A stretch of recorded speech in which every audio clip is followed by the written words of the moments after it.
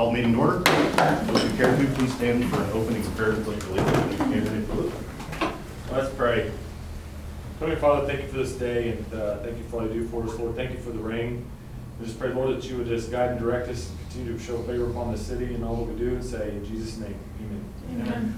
I Pledge allegiance to the flag of the United States of America and to the republic for which it stands, one nation, under God, indivisible, with liberty and justice for all. Thank you.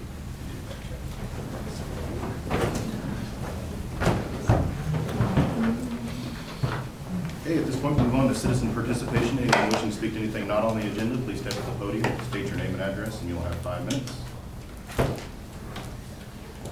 Anyone wishing to speak to anything not on the agenda? Seeing none, citizen participation is closed. Moving on to appointments. After years of service, Mr. George North has chosen to resign from the Planning and Zoning Commission. He served our city well for a number of years.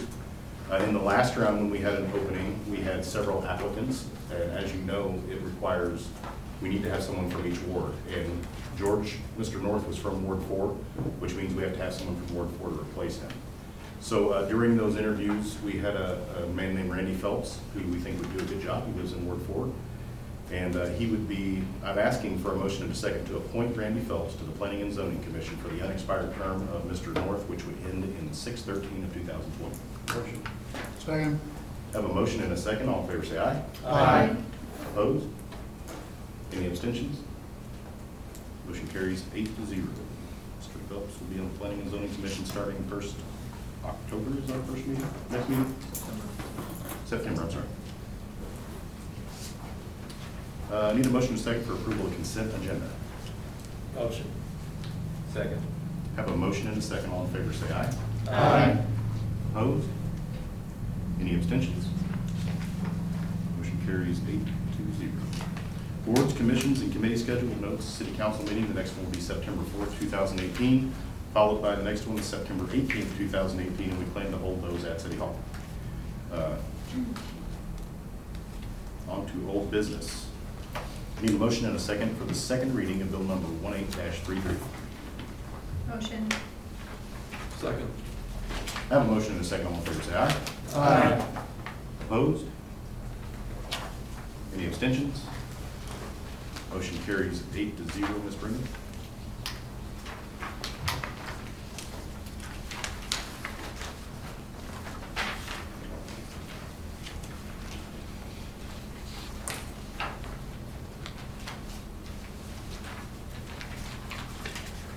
An ordinance of the City Council of the City of Republic, Missouri, approving amending the zoning code and official map by changing the classification of approximately 2.25 acres from agricultural AG to medium-density, single-family residential R1M, owned by Marf Rentals LLC and located at 510 South Kansas Avenue.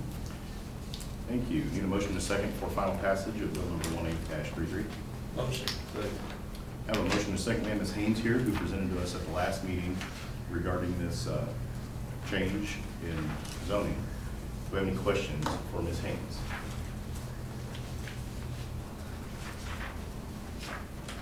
Seeing none, roll call vote. Councilmember Franklin. Aye. Councilmember Duran. Aye. Councilmember Russell. Aye. Councilmember Dykeman. Aye. Councilmember Brashears. Aye. Councilmember Jones. Aye. Councilmember Wilson. Aye. Councilmember Self. Aye. Motion carries 8-0. On to new business. At this point, I'd like to open a public hearing of the City Council of the City of Republic, Missouri, setting the 2018 property tax levies for the City of Republic, Missouri. Ms. Parks, if you would please give us a brief overview before we open the hearing. Okay. Every year, the City of Republic sets the property tax levies for the year. This is the current year, 2018, per RSMO 137.073.2. We set 3 property tax levies. One is for the general revenue fund source, the Parks and Rec, and one is for street lighting. Greene County and Christian County provide us every year the annual assessed value information. And off of this information, we prepare a public notice that we publish in the paper. When the final valuations are complete, they go ahead and submit this information to the state, and the state in turn turns around and sends us a official pro forma. And off that pro forma, they set a recommended rate off of the valuations. Every year, the timing of this, just because of the way our councils fall and their information is submitted, there's always a lag between the time we get the official pro forma. And so since the date of our publication for this public hearing, we've gotten the final pro forma from the state, and the rates were slightly different for the park and street lighting fund. Since we had advertised, it turned out it was a slightly higher rate that we advertised, so we're still okay to proceed with this hearing. They've been adjusted down slightly, and I have distributed an amended exhibit with the correct rates and the amount of income or revenue that we will budget in our 2019 budget. The city is required to conduct a public hearing, and so when I am finished with this, we will conclude the public hearing. The set rates have been set with an increase of 0.0077, so it's very slight over last year's overall rate of 0.6274. The levy must be set by September 1st. That is a state law. And so that is what necessitates today this first and second read at this meeting because of the timing issues. The assessed valuation combined with Christian and Green for 2018 was $194,833,432. 2017's assessed valuation combined for Green and Christian counties was $187,692,404. So at this time, last thing I would like to mention is the breakdown of the three different tax levies. The general revenue tax levy is 0.4408. The Parks and Recreation is 0.1188. The street lights is 0.0678. And that totals 0.6274. The budgeted revenues that we're proposing from this property tax levy real estate tax levy is $817,213 for the general revenue, $220,163 for Parks and Recreation, and $125,754 for street lights, for a total revenue to the city of $1,163,130.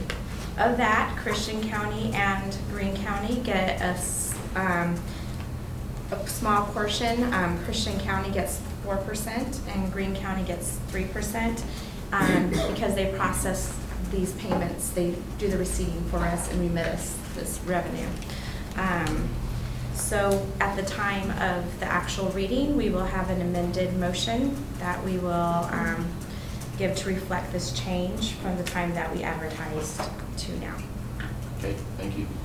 Anyone wishing to speak against this item, please step to the podium, state your name and address, and you'll have 5 minutes. Anyone wishing to speak against the item? Seeing none, anyone wishing to speak for this item, please step to the podium, state your name and address, and you'll have 5 minutes. Anyone wishing to speak for the item? Seeing none, this public hearing is closed. Moving on to the first reading, I need a motion and a second for the first reading of bill number 18-37. Motion. Second.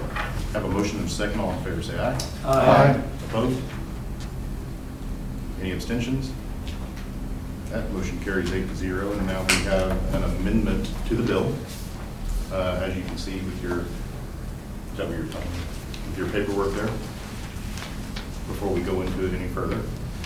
So basically the amendment would be to amend Bill 18-37 by changing the park fund levy to 0.1188, the street lighting fund levy to 0.0678, and the total tax levy to 0.6274.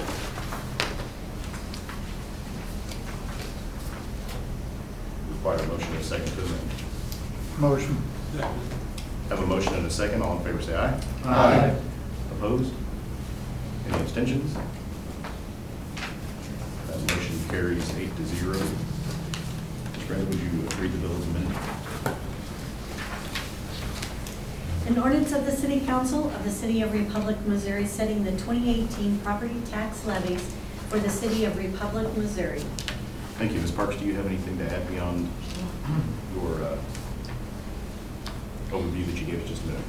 No, just basically that the rates that we're setting is an increase over the previous year's tax levy of 0.0077 for a total of 0.6274, distributed, broken out on those three different revenue streams as outlined in my hearing.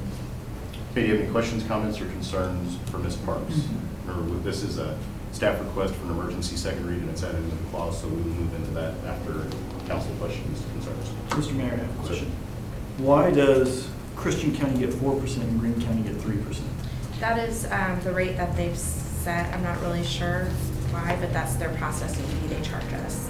So their total percentage of evaluation is a lot smaller. In fact, I have it right here. Their portion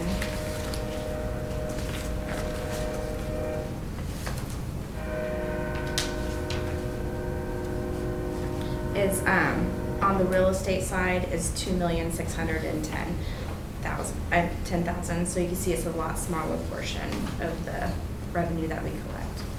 You don't know if it's based on population or just some arbitrary number that they've made up?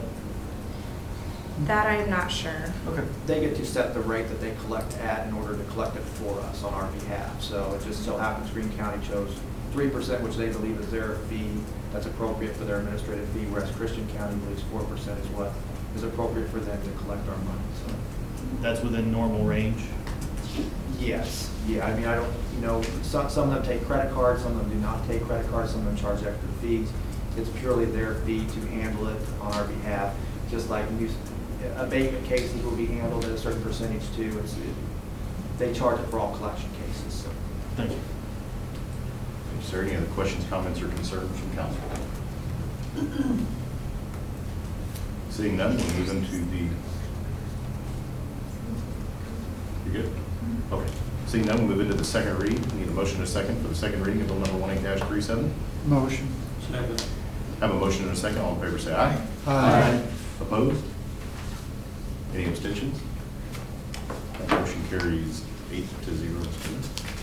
An ordinance of the City Council of the City of Republic, Missouri, setting the 2018 property tax levies for the City of Republic, Missouri.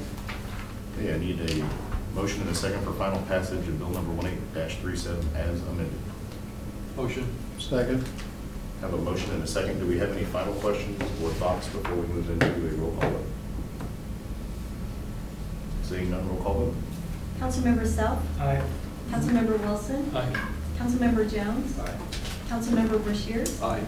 Councilmember Dykeman, Aye. Councilmember Russell, Aye. Councilmember Duran. Aye. Councilmember Franklin. Aye. That motion carries 8-0. Thank you. I need a motion and a second for the first reading of bill number 18-38. Motion. Second. Have a motion and a second. All in favor say aye. Aye. Opposed? Any abstentions? Motion carries 8-0. Ms. Britton. An ordinance of the City Council of the City of Republic, Missouri, approving the final plat of the Frisco Square Phase 3 subdivision. Thank you, Ms. Haynes. Yes, the subject property is located between South Illinois Avenue and South Colorado Avenue on West Civic Boulevard. This is part of the Frisco Square development southwest of the city. The subject property consists of 3 lots for commercial development consisting of approximately 8.28 acres. The Frisco Square Phase 3 preliminary plat was originally approved by City Council on December 22nd, 2008. Inspections of the subject infrastructure were conducted between 2009 and 2010, with final inspections performed based on approved plans and as-built drawings in June of 2011. The subject property was recently re-inspected by the Public Works Department at the time of application for the final plat.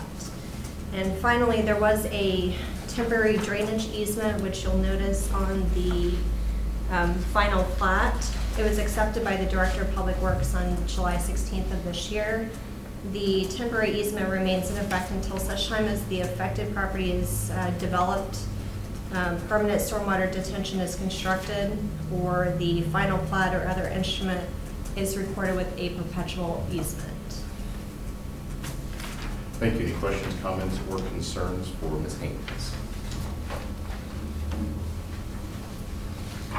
Seeing none, this is the first read. If you have any questions between now and next meeting, please give Ms. Haynes. Thank you. Moving on to other business resolutions, resolution number 18-R-25, a resolution of the City Council of the City of Republic, Missouri, appointing authorized signers with Bank of Missouri. Motion and a second. Motion. Second. Have a motion and a second. Ms. Parks. Okay. We have been undergoing a new software implementation. As part of this implementation, we have improved capabilities, which we did not have previously available to us.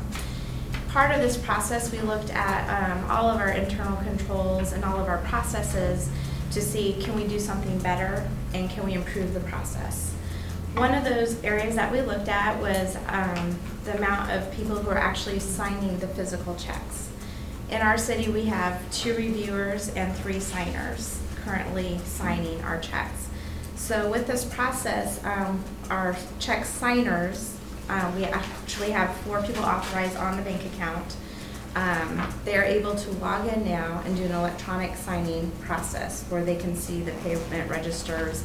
We have lockout controls, so once finance is done with it, we can't go back and change it unless we go through a retraction step, which it has an audit record.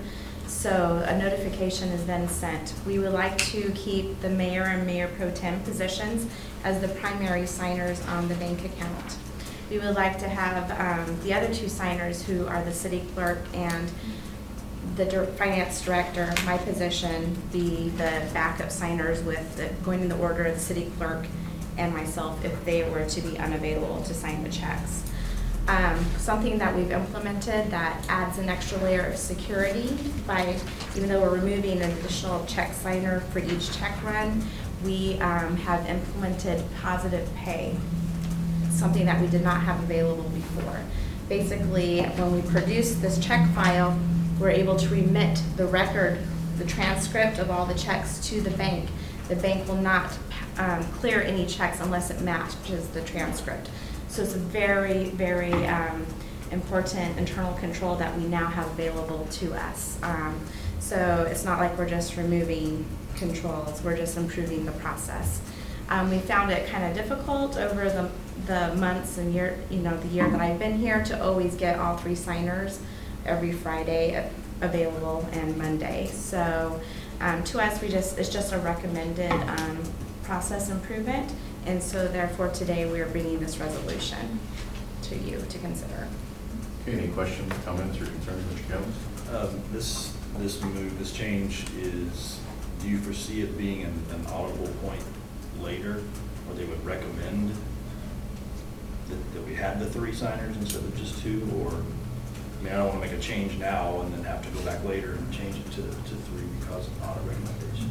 No, I consulted with our auditor before we did this change, and he was okay with the 2 signers. A lot of cities do have 2 signers. We actually started the discussion way back in January when we were thinking through the software design. And so, I mean, they could always put it back in, but then that would be as simple, just adding another step back into the software, if that was the case. But from what you heard from the auditor, you don't anticipate that they would recommend to add a 3rd signer? No, to them, what they're concerned with is how many people are looking at the checks. And so at this point, with 2 signers and 2 reviewers, we still have 4 people looking at the checks. And then with the positive pay file, that is something that we've never had available, which in their mind for fraud control is a huge internal control improvement. Any other questions? Okay, thank you very much. All in favor say aye. Aye. Opposed? Any abstentions? Motion carries 8-0. Ms. Parks? was a light agenda. It was. So, Mr. Cannon, you gotta take up some time here. We work for the city. We can do that. No. Mr. Charlie, no. Thank you, Mr. Mayor.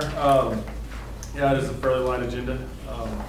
So I'll provide some updates. Today, this afternoon, we posted an update on the Oakwood and Hines project, and I want to add some updates as to what we're going to be doing, because there seems to be a lot of questions as to when the timeline is going to be done, and I know your council members are getting called.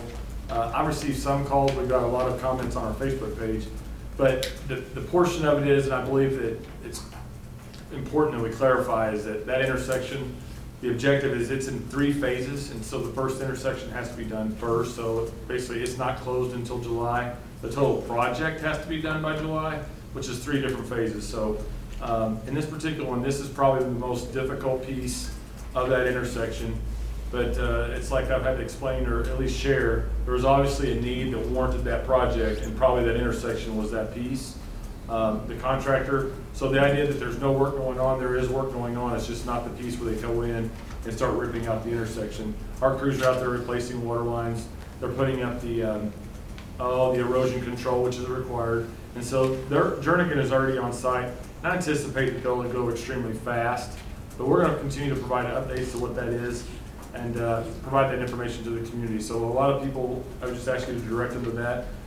I understand the frustration associated with the project. It's probably the most difficult intersection in town. If you look at the density on that side of town, I'd be upset too. But at the end, when that project is done, I believe that intersection improvement will help the flow of traffic.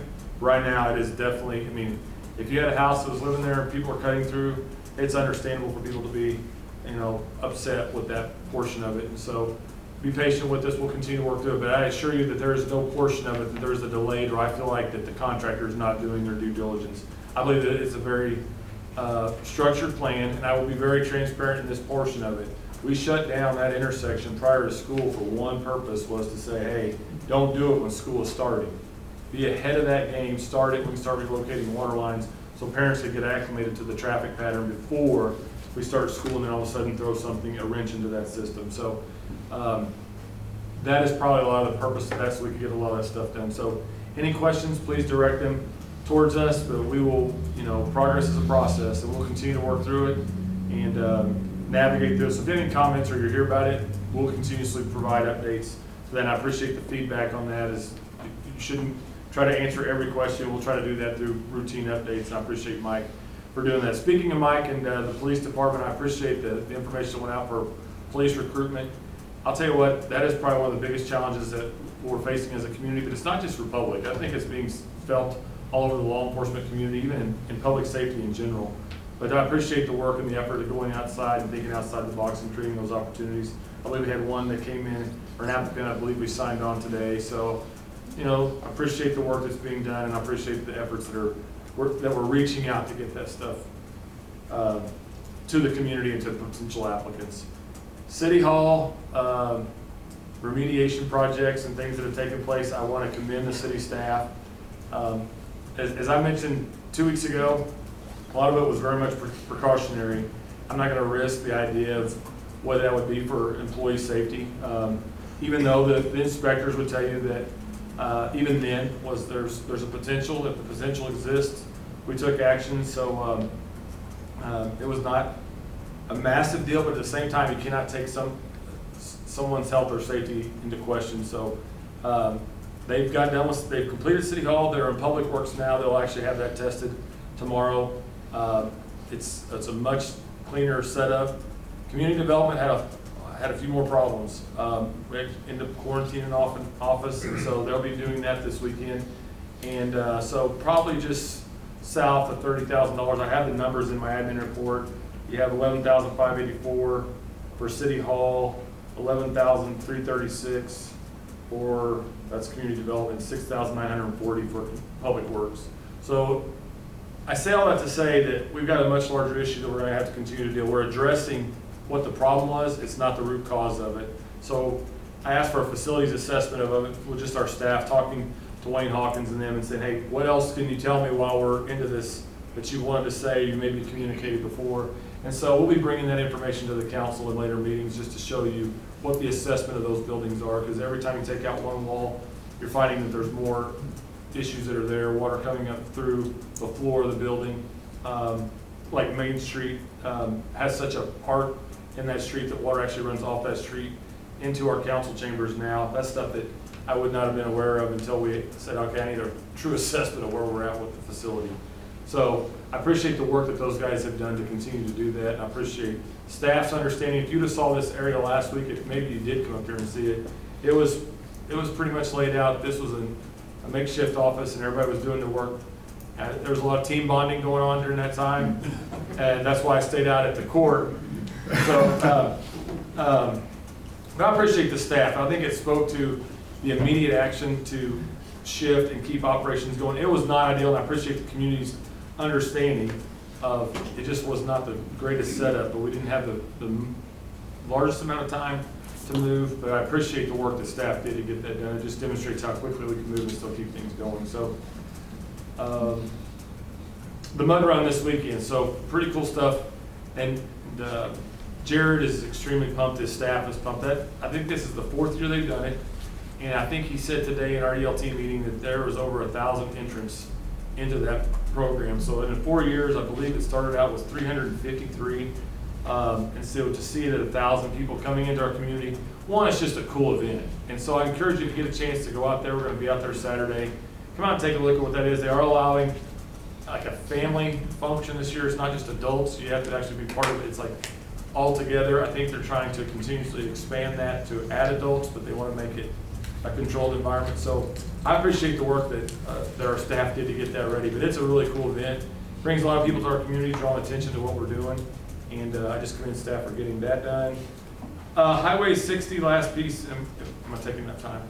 Keep on going. Okay, so Garrett had a very, very good work session. We talked about Highway 60 and protecting that corridor, and in doing so, it draws our attention, a lot of the people, to that. There's other people that are interested in developing in that area that puts us in a little bit of a quandary. That we're between MoDOT, the city, and what that development is. We're having to say no unless there's a multi-million-dollar change to Highway 60. So that being said, a lot of the effort that I have focused on being with the OTO has been MM, like widen MM to 4 lanes and build the overpass. It doesn't change the direction, but I think that what I'm going to work on, and I want to communicate this to the council and to the community, is that we have so many federal funds that we're allowed to have in all of our projects. And I don't believe MM is scoring in those projects because I don't believe the demand is quite there like 60 is. And so these projects are scored at the OTO in the region. Is that a project of regional significance? Will it help traffic flow? And because MM's not experiencing near the traffic flow problems, but 60 is, I believe we're going to transition our allocation, or at least that project of a priority, to 60. I think it'll score better. And so I just want to communicate that because I've talked about we're going to do MM and widening that. I think that this would be a great opportunity because we cannot just sit there and tell the development community, hey, we have this, we don't have a plan. So here's the plan we're going to move forward with, because that funding is really outside of our control. It's more something it's handled through the OTO and scored through other regional projects. So just be looking for something like that if you see that MM is not on that list. It'll still be on the list in the future, but it would cycle in Highway 60 or 174 and 60 first, then Highway 60, and clear up that corridor before we start working on the MM corridor.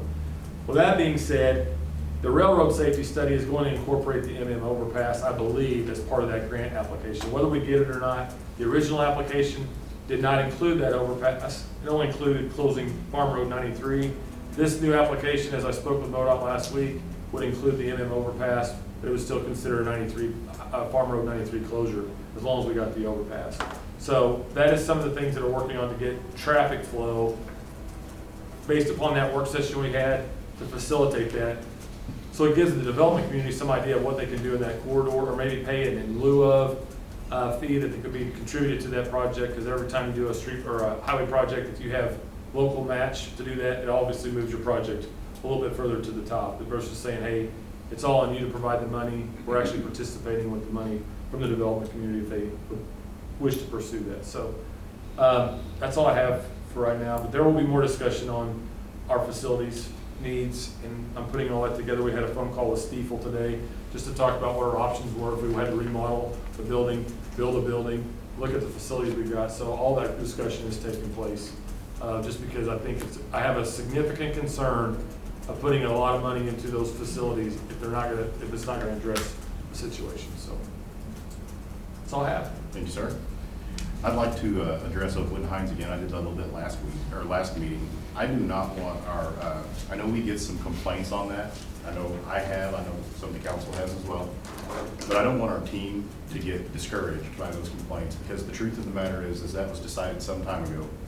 And it was on hold for a long time, and the current staff came into place and put the wheels in motion. So it's moved quicker over the last 7 or 8 months than it probably did for, how long, a year and a half? I think it was approved in 15, wasn't it?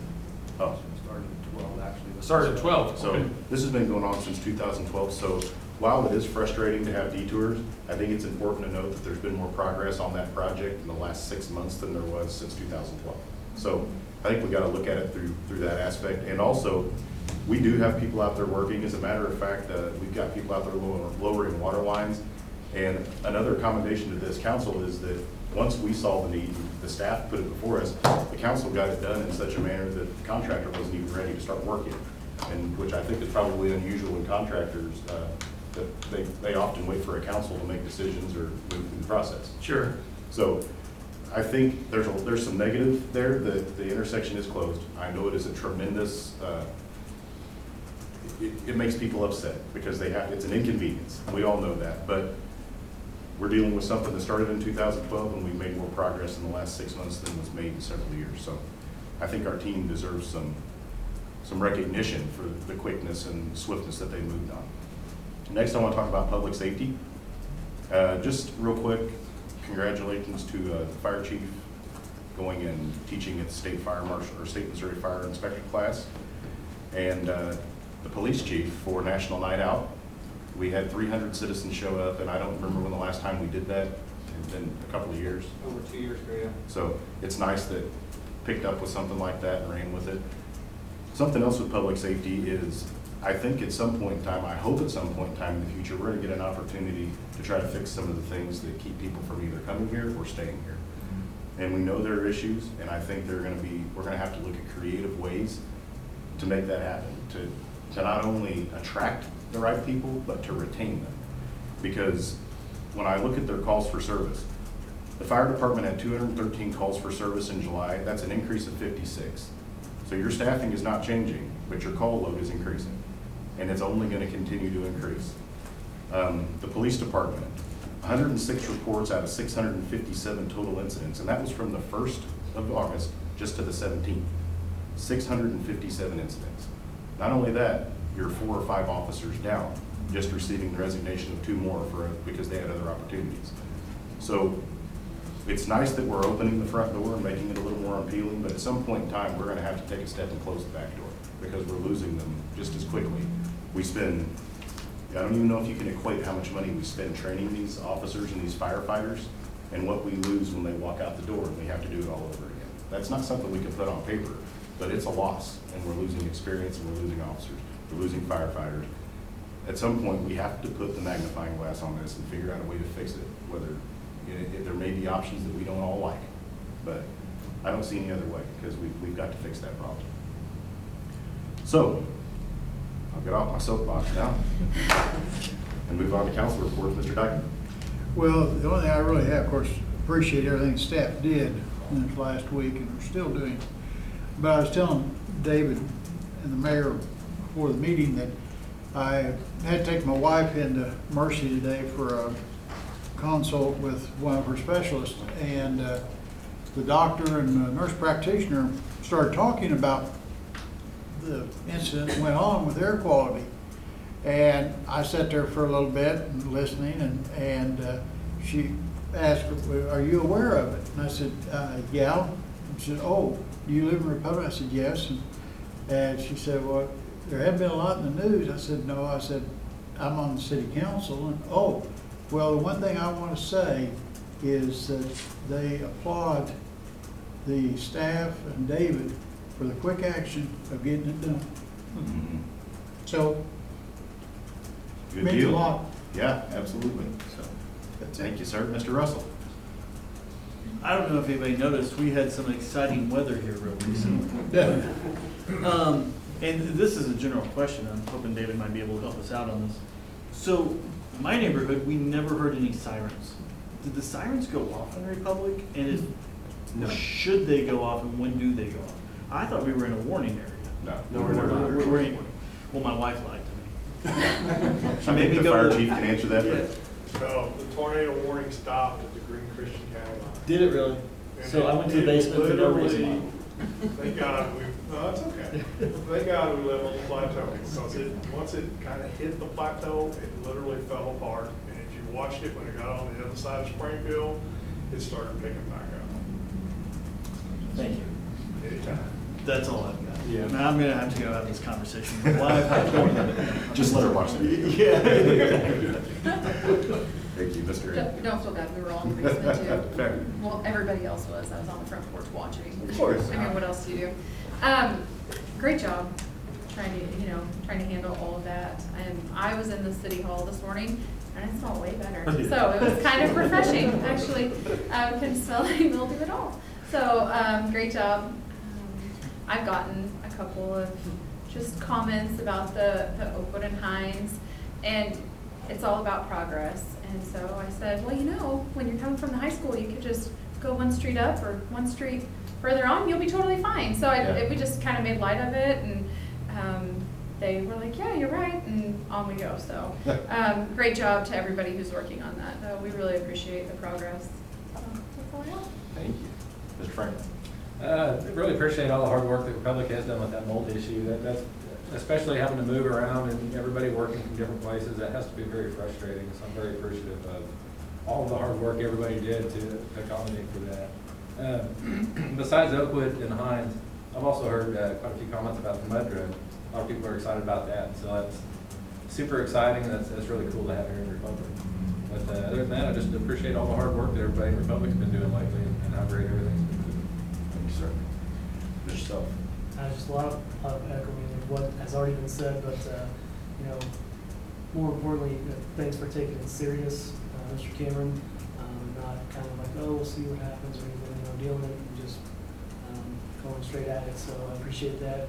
And then as far as, on a positive note of it, it gives us an emergency, hey, we have a backup plan. If it's not just that, if it's something else or what have you, now it's a little more familiar if it has to happen again. Maybe not for necessarily that reason, but maybe a different reason. So just appreciative of attacking it. So that's all I've got. Thank you, sir. Mr. Wilson. Very much echoing other people. I think Oakwood and Hines, it might be an inconvenience now, but it'll be well appreciated in the near future. Yeah. And as most people know, I'm for the police and fire. And you were talking that spend a lot of money on training. So what would happen if some of that money you're using in training increase the pay of the police and fire, and maybe they would stick around longer, which would result in less money spent on training? Yeah. And I don't know that there's a tangible number, because you have, some of that is just with another officer training them. So they're not out on their own, taking their own calls. They have two officers in one car. And then I think some of that has to do with the amount of training that they have to do that's required for them to be an officer. Like the data master, the standard field sobriety test, standardized field sobriety testing. There's a number of things that they would be required to have that I don't think we could get away from doing, and they may or may not come to the department with it. Yeah, but so you're training officer on officer. If they were trained and they were making more money and they didn't leave, you wouldn't have that two officers in one vehicle. He's saying hire a trained officer. Yeah, and you would still have some field training though, I think, just to learn the city. But yeah, you could look at trying to find people. I think you're right about that, but the field training would still have to continue, but maybe it could be a short process with somebody who had years of experience. Is that what you're saying? Somebody who's already had the training necessary to do the job? I'm saying if they're trained and they're getting better pay, they might stick around where you wouldn't have to hire somebody else and train them and start all over. Mr. Mayor? Sir. So what we're putting together is basically an overall needs assessment of where that is. I mean, we've been working on this for a while to present an overall picture of the whole need. Because when you look at, like, as Jeff was saying, the mayor was saying that you would have so many call volumes. So you look at what is the call volume per officer? How many officers should there be on the street? I'm not in a position to say or not say there's not even enough in that position, but I know that some of that would be an attraction of having backup on the street, 4 officers at a time. I'm not gonna necessarily say that there's not, but there may be times where you don't even have that. Somebody's like, listen, I need to be in a place where you have a number of staff to do that. We're probably there's probably a delta there. The other piece that's probably more very notable is when you look at the loggers program. And I think that there is a significant difference between that program being in an L3 versus they can go to any other place. Even, I believe it's even Willard and different places. We are the lowest one where an officer can work here for 25 years making 45,000, or not 45,000, maybe about 40,000. They're gonna make about 917 bucks a month with that plan. So I think that I think that we're gonna continuously have that in and out when there's like, I need a potential to grow and be able to retire after 20 years, not have something I'm gonna have to go supplement it with an addition. So that's just one small piece of it that I wanna bring together a whole picture, because it's not just police, it's fire as well. So we are bringing that together, but it's not gonna be one of those easy scenarios. But I think there's opportunities. Scott and I have discussed it. As I mentioned, probably in some of my discussions, there's things that I'm gonna be presenting for consideration to the community and just to this council to consider, because there's ways that we can go about doing that. But I wanna know what the why is and what that need is. And so there's metrics that are used that help establish what those numbers are based upon call volume, number of officers, things of that nature. So we will work on it, but I want to work on the whole picture, not pieces of it, because one of those would include a training officer as well. Thank you, sir. Mr. Jones. On the Hines and Oakwood project, and I have received several calls and texts over the last 2 weeks about it, and I had communicated to Mr. Cameron about that. I appreciate your response. The main question that I have is that, were there any communication to the community about that intersection is going to close, and it will close on this date and be closed for X amount of time? That's what I've received from a lot of citizens. Hey, if we had just known that starting on whatever date it was, that it was going to close, it was more frustrating. Of course, it's in the past, but it's a point of frustration. And I think, as a reference, MoDOT does a pretty good job of saying, hey, starting this date and through this date, this is going to be closed, make other plans. Yep. And something like that might be useful for us as a city, if we know those types of things. So, Mr. Mayor? Yes, sir. So we actually posted electronic signs before it ever closed. Yeah, I knew that we had, and I tried to tell them, I never saw them.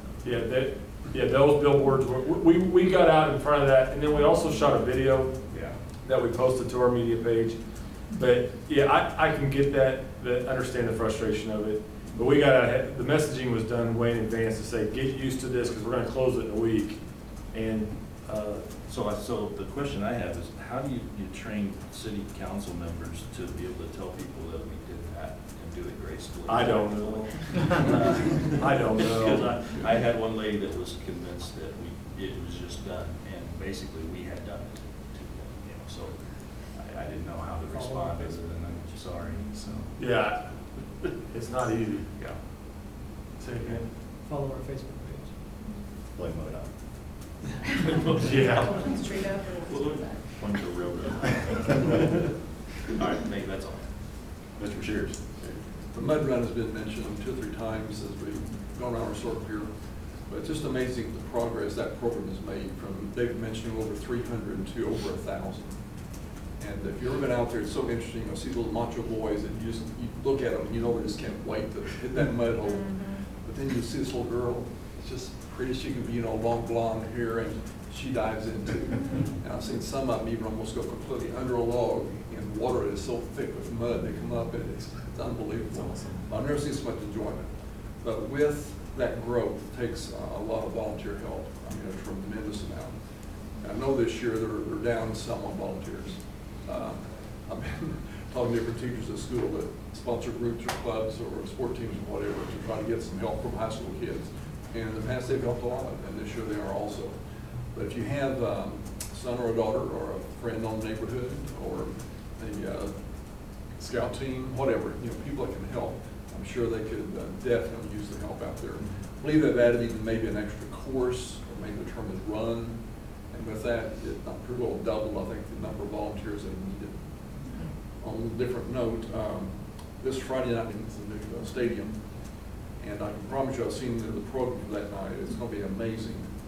Not only for adults, but if you have kids, I guarantee you they're going to be excited about the different events that will happen at that facility this Friday night.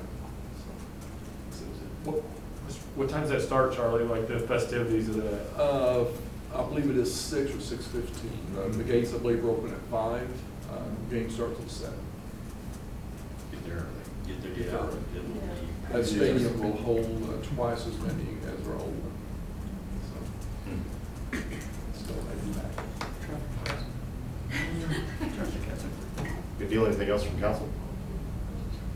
Motion and a second to adjourn. Motion. Second. All in favor, say aye. Aye. Opposed? Any abstentions? Motion carries. We're adjourned.